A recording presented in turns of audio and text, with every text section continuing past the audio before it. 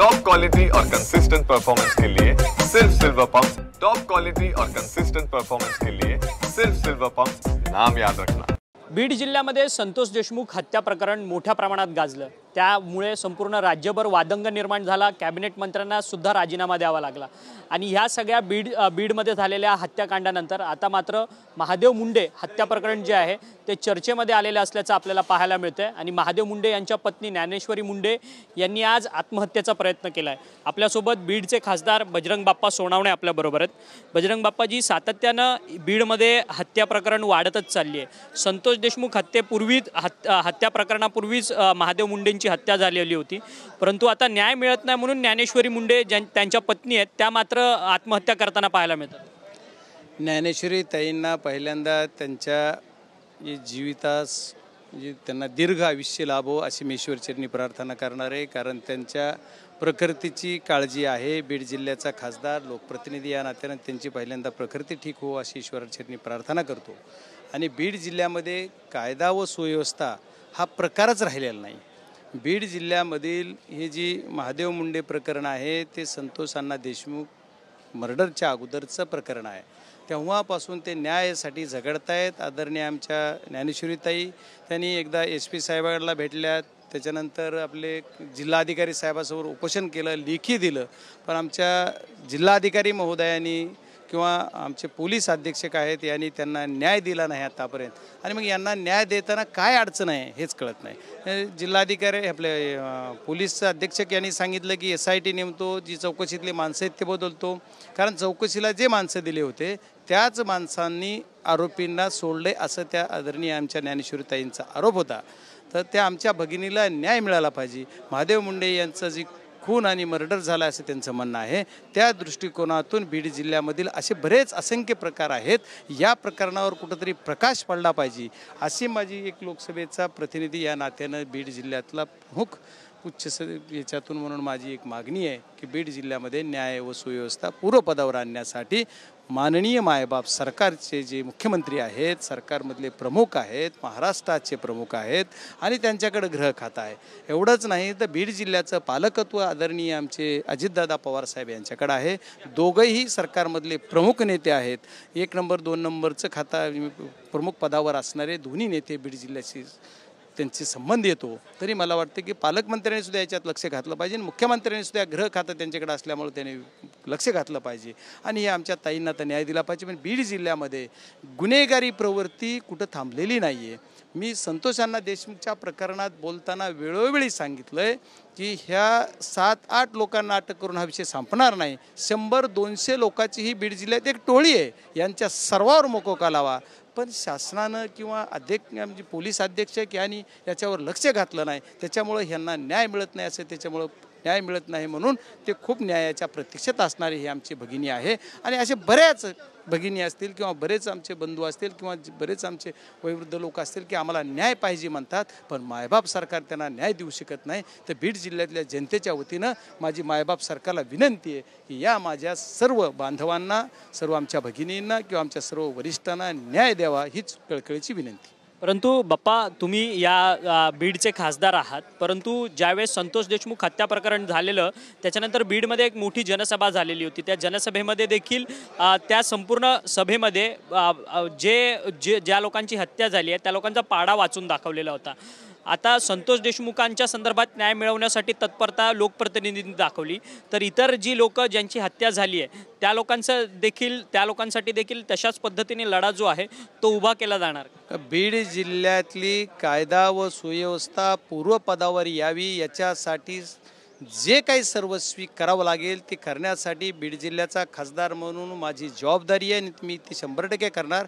मायबाप सरकारना, माननीय मुख्यमंत्री महोदयांना पण मी बोललेलो आहे, माननीय अजितदादांना पण त्यांचे DPDCच्या बैठकीमध्ये सुद्धा चर्चा झालेली। त्यांनी वारंवार वेगळ्या पद्धतीने वेगळे विषय सांगितले, पण हा विषय संपत नाही आहे आणि ज्ञानेश्वरी ताईंना न्याय या सरकारनं दिलाच पाहिजे। एवढंच नाही तर तुम्ही जसं बोललात की आणखी विविध प्रकार आहेत, या विविध प्रकरणासाठी सुद्धा मी झगडणार आणि आम्ही सर्वजण मिळून सुद्धा झगडू. 100% ते न्याय झाला पाहिजे. बीड जिल्ह्यामध्ये जे अन्याय आणि गुंड प्रवृत्तीचे जे लोक आहेत त्यांना शासन झालं पाहिजे, त्यांच्यावर कारवाई झाली पाहिजे. कारण बीड जिल्ह्यामध्ये एक विषय नाही आहे. बीड जिल्ह्यामध्ये सर्वात मोठाचा विषय काय असेल तर बीड जिल्ह्यामधील थर्मलची राख ही परळीत आहे आणि त्या राखेचं भांडवल करतात. राख अनधिकृत बऱ्याच लोकांनी उचलली, शासनाच्या जागेत ठेवलेली आणि त्या शासनाच्या जागेवर ज्यांनी राख ठेवली तो म्हणतो की ही माझी राख आहे, ही माझी राख आहे. ही दलाल तिथं राखेचं राजकारण करतात, करोडो रुपये त्या राखेत कमवतात आणि राख जोपर्यंत शासन त्यांना ताब्यात घेणार नाही, माझी जिल्हाधिकारी महोदयांना तुमच्या सर्वांच्या माध्यमातून विनंती आहे की तुम्ही सर्व राख जप्त करा आणि शासनाच्या ताब्यात घ्या. त्यांनी कुठून घेतली आणि त्याच्यानंतर आज राखेचा भाव सोन्यासारखा झाला आहे. ज्यावेळेस राखेची किंमत मिळून राखेसारखीच होती, पण आज राखेची किंमत सोन्यासारखी आहे. त्या राखेला शासनानं ताब्यात घेऊन त्याचं टेंडर त्या मार्केट दराप्रमाणे काढलं पाहिजे. त्याच्यानंतर शासनाला हजारो करोड रुपये त्या राखेतून मिळतील. पण कुणाच्या दबावाखाली हे केलं जात नाही मला माहीत नाही आहे.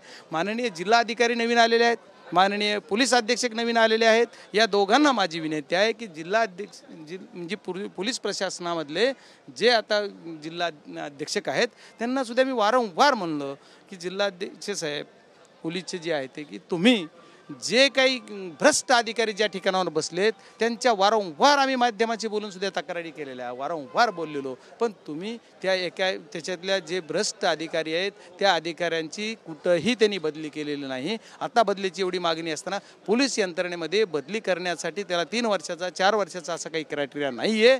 त्यांना जिथं वाटलं की त्यांना जर चुकीचं केलं तर त्याची बदली करू शकतात, पण त्याची बदली होत नाही. आणि असे लोक आणखी त्याच कोरोनाच्या आणि मलिदेदार पदावर बसलेले आहेत, मलिदेदार जागेवर बसलेले, ज्या लोकांनी लोकसभा निवडणूक असेल, ज्या निवडणुकीमध्ये खुलेआम राजकारण केलं, ज्या विधानसभेत खुलेआम राजकारण केलं, असे सर्व लोक त्याच पदावर बसलेले, त्याच पोलीस स्टेशनला बसलेले, त्यांना का बदललं जात नाही हा पण खूप मोठा प्रश्न आहे. जोपर्यंत ही लोक बदलणार आहेत तोपर्यंत ही लोकांना न्याय मिळणार नाहीये. अशीच मागणी भाजप आमदार सुरेश धस यांनी सुद्धा केलेली आहे. सुरेश धस म्हणतात की महादेव मुंडे प्रकरणातला जो तपास आहे तो DYSP अधिकाऱ्यांकडेच आहे आणि तेच अधिकारी जे आहेत ते कुठेतरी आरोपींना मदत करत असल्याची ते शंका निर्माण उपस्थित करतात आहेत. आणि आकांचा हात आहे असं म्हणतात ते थेट. सातत्यानं वारंवार संतोष देशमुख हत्या प्रकरणात देखील ते आका म्हणत होते आणि महादेव मुंडे हत्या प्रकरणात देखील ते आकाच म्हणतात. हे बघा, सुरेश अण्णा धस हे भारतीय जनता पार्टीचे ज्येष्ठ नेते आहेत. ते 5 वेळेस आमदार झाले. त्याच्यामुळे त्यांना कुठला तरी क्लिव मिळाल्याशिवाय, त्यांना कुठली तरी स्ट्रॉंग माहिती मिळाल्याशिवाय ते बोलणार नाहीत असं माझं मत आहे. तर तसा राजकीय त्यांचा पक्ष वेगळा आहे, मी विरोधी पक्षात आहे, ते सत्ताधारी पक्षात आहेत. आणि सत्ताधारी पक्षाचा तीही भारतीय जनता पार्टीचा आमदार जर एवढा स्ट्रॉंग बोलत असेल तरी का कारवाई होत नाही? पालकमंत्री का नाही करत आहे? पालकमंत्री आले, पालकमंत्र्यांनी सांगितलं मी सगळ्यांना सुतासारखं सरळ करेन. मग तिकडे नवनीत कावत म्हणून नवीन पोलीस अधीक्षक आले. मग असं सगळं असताना देखील मग ही सगळी यंत्रणा का बदलली जात नाही? पालकमंत्री बदलू इच्छित नाहीयेत. हे बघा, मी तुम्हाला मगाशीच काय बोललो की हे जे विषय आहे तो हा विषय पालकमंत्री महोदयांनी ज्या दिवशी पालकमंत्री म्हणून ते आले त्याच्या अगोदर नवनीत कामत नावाचे SP आमच्याकडे बीडला आलेले आहेत. एवढ्या तात्काळ ते आले कारण ज्या मागचे SP होते त्यांच्या बरेच कारनामे होते, बरंच काही घटना होत्या, त्याच्यानंतर ते आले. पण आल्याच्या नंतर सुद्धा त्यांनी सुद्धा मी सांगतो हेच मागे तुम्हाला सांगितलं की मागच्या काळामध्ये ज्या लोकांनी हे सर्व घडवलंय, ज्या लोकांनी आरोपीला साथ दिली, अशा लोकांना बदललंच नाही ना. मग काय उपयोग आहे? मग का बदललं नाही? मग आता याच्यात कुणाचा दोष आहे? तर खातं आदरणीय मुख्यमंत्री महोदयाकडे आहे आणि त्यांच्याच पक्षाचे ज्येष्ठ आमदार जे की 5व्यांदा आमदार झालेत, विधान परिषदेचे 1 वेळा, तुमच्या भाजपकडून 2 वेळा मागं, पुन्हा राष्ट्रवादीकडून एकदा, परत विधान परिषद आणि आता परत भारतीय जनता पार्टीकडून 5व्यांदा आमदार झालेत. म्हणजे ते एवढे मोठे सिनियर लीडर म्हणतो मी. 99ला म्हणजे मुख्यमंत्र्यांच्या बॅचचेच आमदार आहेत ते आणि ते बोलतात. म्हणजे ते दोघं एवढ्या मैत्रीत आहेत, म्हणतात मी लाडका म्हणतात मुख्यमंत्र्यांचा. म्हणजे माझं विनंती आहे त्या आमदार महोदयांना तुम्ही एकदा तुमच्या जे लाड करतात त्या मुख्यमंत्री महोदयांना विनंती करा की बीड जिल्ह्यात कायदा व सुव्यवस्था पूर्वपदावर आणण्यासाठी तुम्ही असा अधिकारी द्या की खमक्या अधिकाऱ्याविषयी मला कुणावर काही आरोप करण्यापेक्षा त्या अधिकाऱ्यांनी हे अधिकारी का बदलले नाहीत? पोलीस यंत्रणा विशेष करून पोलीस यंत्रणेमधले पोलीस मला 1.5 वर्ष झाले, मला 2 वर्ष झालं असं म्हणतात. मला तर आता फोन असा करावा लागतो एखाद्या वेळेस, साहेब तुम्हाला किती वर्ष झालेत? ते म्हणते मला 2च वर्ष झाले साहेब. मग 2 वर्ष झाले की बदलायचं नाही असं थोडंच आहे. नियमानुसार 1 महिना झाला तरी पोलीस यंत्रणा जर चुकीचं वागत असेल तर त्याला बदलायचा अधिकार SP साहेबांना आहे. अधीक्षक जी पोलीस अधीक्षक आहेत त्यांना अधिकार आहे, पण ते का होत नाही हे मला कळत नाही. मग कुणाच्या प्रेशरमध्ये करते मी कशाला म्हणू, तुम्ही सांगा ना.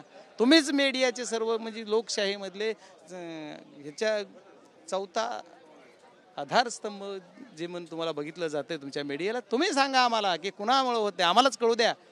जसं जर तुम्ही प्रश्न उपस्थित करतात की अधिकारी बदलले पाहिजे म्हणून, परंतु वाल्मिक कराड जे आता संतोष देशमुख यांच्या हत्ये प्रकरणामध्ये अटकेत आहेत, त्यांचा फोटो धनंजय मुंडेंच्या वाढदिवसाच्या बॅनरला लागतोय. हे कशा पद्धतीने पाहता? हे गुन्हेगारांचं उदात्तीकरण आहे का, अशा जशा पद्धतीने फोटो लावले जातात? आता याच्यावर मी काय बोलावं असं मला वाटत नाही. कारण कसं आहे, आता कुणाचे फोटो कुठेही लागतात.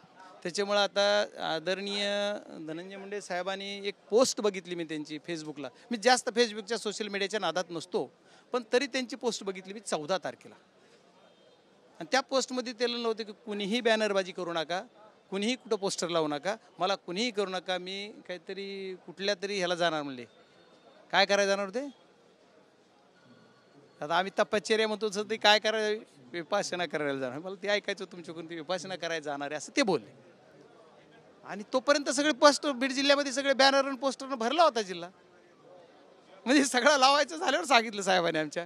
ठीक आहे, त्यांचं त्याला आता ते काय ते कधी गुन्हेगारींचं उदात्तीकरण नाही का? संतोष देशमुख हत्या प्रकरणामध्ये जे आरोपी अटकेत आहेत, तुमच्या प्रश्नामध्येच उत्तर आहे ना. तुम्हीच म्हणताय ना, मला माझ्या तोंडून कशाला, म्हणजे माझ्या तोंडून म्हणायसारखं नाही. ते तुम्ही म्हणताय ते खरं आहे काय नाही हे तुम्ही सांगितलं पाहिजे. जर खरं आहे तुम्ही वाटतंय तर तुमच्या प्रश्नाचं त्याचं उत्तर आहे. त्याच्यामुळे मी काही वेगळं सांगावं असं मला वाटत नाही. महाराष्ट्राच्या बीड आणि अंबाजोगाईमधले परळी आणि अंबाजोगाईमधले पोलीस अधिकारी बदलले नसल्यामुळे ही पुन्हा गुन्हेगारी वाढते काही सगळी. 100% बरोबर आहे. बीड जिल्ह्यामधील परळी, अंबाजोगाई आणि आणखी बरेच काही असे ठिकाण आहेत की त्या ठिकाणचे जे DYSP असेल, PI असेल किंवा PSI असेल, या अधिकाऱ्यांच्या बदल्या झाल्या नाहीत. आणि पोलीस अधीक्षकांनी मी बोलल्यानंतर सांगितलं की PSI लेवलच्या अधिकाऱ्यांना काही अडचण नाही. PSI लेवलचे अधिकारी माझ्याकडे भरपूर आहेत. आणि जे मला एक कळत नाही आहे की तरी पण त्यांनी बदलले नाही. मला काही लोकांनी माझ्या संरक्षणाचा वर प्रश्नचिन्ह उभा केला होता.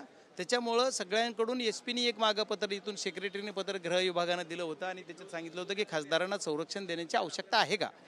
तर बीड जिल्ह्यातल्या ऑल पोलीस स्टेशन एक्सेप्ट जी की माझं एक इसोबडगाव म्हणून पोलीस स्टेशन, त्यानं त्या विचारायला वाटलं नाही, पण बाकी सर्वांनी सांगितलं होतं की यांना संरक्षण देणं गरजेचं आहे बीड जिल्ह्याच्या परिस्थितीनुसार. मग त्याने एकट्यानं दिला अहवाल की नाही गरज. आणि मग परत काय झालं पुढं, तर तिथं कुलकर्णी नावाचे एक कोणतरी अधिकारी होते. पुन्हा आता आमच्याकडं अप्पर SP का काय पांडकर नावाचे काहीतरी आहेत. तर ते सगळे ह्याच्यावरती पुढं काय झालं, तर पुढं काय ती फाईल तशीच आहे. मग मला संरक्षण देणार आहे का नाही देणार आहे का काय करणार का, हा माझा संरक्षण मागण्याचा विषय नाही आहे. पण विषय असा आहे की ह्या गोष्टी सगळ्या करत असताना मग एका अधिकाऱ्याला वाटतं तसे अधिकारी सुद्धा त्याच जागेवर बसलेले आहेत, ह्याचं मला खंत वाटते. मग पोलीस यंत्रणेला काय करायचं नेमकं? पोलीस यंत्रणेला सुद्धा असंच ठेवायचं का? पोलीस यंत्रणेला हाच बीड जिल्हा असाच पेटतता राहिला पाहिजे. बीड जिल्ह्यातली गुन्हेगारी बंदच नाही झाली पाहिजे. बीड जिल्ह्यातलं कायद्यावर सुव्यवस्थेचं राज्य आलंच नाही पाहिजे, अशी बीड जिल्ह्यातील पोलीस अधीक्षकांची सुद्धा इच्छा आहे का? माननीय माझ्या जिल्हाधिकारी महोदयांनी, आता जिल्हाधिकारी खूप चांगले आले म्हणून आम्ही कौतुक केलं. बघा जिल्हाधिकाऱ्यांना, आता मी एक तुम्हाला किस्सा सांगणार आहे, हा ह्याच्याशी संबंधित नसला. आता आमच्याकडे जिल्हा परिषद गट आणि गण याची रचना करायची, प्रभाग रचना करण्याची प्रोसिजर चालू आहे. तर त्याच्यामध्ये माझ्या केज तालुक्यामध्ये 6 सर्कलच्या ऐवजी 7 सर्कलची यावेळेसची झाली. बीड जिल्ह्यामध्ये प्रत्येक तालुक्यामध्ये कुठंही बदल झाला नाही. केज तालुक्यात फक्त 6च्या ऐवजी 7 गट आले. कशामुळे आलेत माहीत नाही, शासनालाच माहीत. एक वाढून आला आमच्याकडे. ठीक आहे, असेल काय तुलनात्मक वाढले झाले असेल काय असेल त्याच्यामुळे आला. अंबाजोगाई तालुक्यात कुठंच काय बदल नाही झाला. मग 17ला जी तुमची गट व गणाची रचना झाली होती त्याला रेफरन्स धरून कुठलाही बदल करायचा नाही असे आदेश जिल्हाधिकाऱ्यांनी तहसीलदारांना दिले. आणि त्याच्या पद्धतीनं काय केलं, तहसीलदारांना पुटअप केलं. पण अंबाजोगाई तालुक्यामध्ये परळी विधानसभा मतदारसंघ अंबाजोगाई तालुक्यातला तिथलेच गावं बदलले. What is the reason? म्हणजे मग अधिकारी आणखी कुणाचं ऐकून काम करतात ह्याचा प्रश्न आहे. मग आता अजितदादा सुतासारखं करणार आहेत का सूत सरळ करायचंय मला कळा ना. आज सुद्धा जर बदलायचंच नव्हतं तर मग अंबाजोगाई तालुक्यातल्या परळी विधानसभेमध्येच गावं का बदललाय एक मुद्दा. दुसरा मुद्दा, केज तालुक्यामध्ये एक त्याच्या कायद्यामध्ये की त्याला जर तुमच्या दक्षिण बाजूकडून ईशान्येकडून मतदारसंघ बनवत जा. जिथं तुमचा मतदारसंघ एक संपला की संपवा, दुसरा घ्या. मध्ये नॅशनल हायवे भौगोलिक परिस्थिती इथं जी आहे त्याचा विचार करा. एकच गाव उचल की नॅशनल हायवेच्या बाजूला आणलं, दुसरंच उचललं. मग तुम्हाला कळालं कसं की ही गाव अगोदर पाहिजे? ह्या गावाला सुद्धा सगळं करताना सगळे गावं बनवत जाऊन जिथं बनल तिथं एका दुसरं गाव, पॉलिटिक्सचा लईच इंटरफेअर असेल तर एका दुसरं गाव बदला ना. पण अख्खं सर्कलच तिसरं एक विशिष्ट समाजाचे गाव आहे एका सर्कलमध्ये आले पाहिजेत. विशिष्ट समाज म्हणजे यांना परत आमच्या बीड जिल्ह्याला की त्याच याच्यावर आणायचंय. मग आम्ही किती जरी बोललो तर हे रचना करताना सुद्धा एका विशिष्ट जातीच्या वेगळे समूह करून प्रत्येक ह्याच्या जिथं तिथं चुकीच्या पद्धतीने केलं. ज्याला दक्षिणेकडून ईशान्येकडे बनवत जा आणि ह्याच्याकडे ईशान्येकडून पश्चिमेकडे जा आणि पश्चिमेकडून दक्षिणेकडे उत्तर बाजूनं ईशान्येकडे जा आणि ईशान्येकडून पश्चिमेकडे जा आणि पश्चिमेकडून दक्षिणेत शेवट करा. अशा सूचना असताना कुठेही झेड होत नाही. इथला उचल आहे डायरेक्ट मुंबईचा उचल की डायरेक्ट लोणावळ्याचा उचल की डायरेक्ट नाशिकला, असा मतदारसंघ आमच्याकडे केला आहे. मग हे करायला जिल्हाधिकाऱ्याने का कळलं नाही? जिल्हाधिकारी महोदय तुम्ही डिक्लेअर केलंय, तहसीलदाराने केलं, त्याला का धरलं नाही? त्याच्या कानाला सांगितलं नाही, चुकतंय बाळा. आता त्याच्यामध्ये ऑब्जेक्शनला वेळ आहे. ठीक आहे, ऑब्जेक्शनला वेळ आहे. मग तुम्ही ऑब्जेक्शनमध्ये काय करणार आम्ही बघणार आहे ना. म्हणजे न्याय कुठे आहे? न्याय मागायचा कुणाला? याचा अपील अधिकार जे दिले विभागीय आयुक्तांना, जिल्हाधिकारी चांगले, पोलीस अधीक्षक चांगले, मग आम्ही न्याय मागायचा कुणाला? बीड जिल्ह्यात न्याय नावाची गोष्ट ठेवायचीच नाही असं ह्यांनी सर्वांनी ठरवलंय. स्वतःचे राजकारण, स्वतःचा पक्षवाढ, मग ह्यांचे सुद्धा गोंधळ असू शकतो. याच्यासाठी सर्व अन्यायात्मक वागण्याची प्रवृत्ती चालू आहे. धन्यवाद, तुम्ही आमच्याशी बातचीत केली. खासदार बजरंग बाप्पा सोनवणे होते. खरं तर ते म्हणतात की न्याय हा आता बीड जिल्ह्याला उरलेला नाही आहे. कुठेतरी अधिकारी तेच अधिकारी असल्यामुळे संपूर्ण बीड जिल्ह्याची वाट लागलेली आहे आणि न्यायाची अपेक्षा आम्ही कोणाकडेच ठेवू शकत नाही, अशी शोकांतिका जी आहे ती खासदार बजरंग बाप्पा सोनवणे यांनी आपल्याशी बोलताना व्यक्त केली आहे. व्हिडिओ जर्नलिस्ट मनीष विचारेसह अक्षय मंगणे, TV9 मराठी, मुंबई.